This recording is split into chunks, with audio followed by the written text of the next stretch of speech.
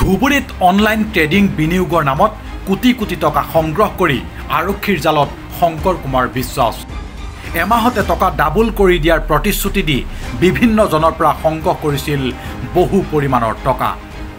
পূৰ্বে শংকৰ কুমাৰ বিশ্বাসৰ বিৰুদ্ধে ধুবুৰীত এজাহাৰ দাখিল কৰিছিল ভুক্তভোগীয়ে। এখেতে একচুৱেলি ফৰেষ্টৰ চাকৰি কৰিছিল।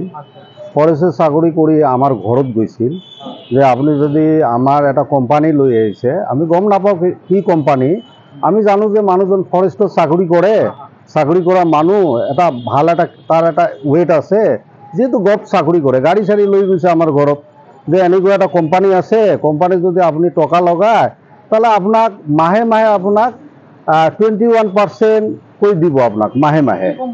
কোম্পানীৰ নাম হ'ল টাইটেন কেপিটেল মাৰ্কেট। হ্যাঁ, ধুবুৰীতে কৰিছে।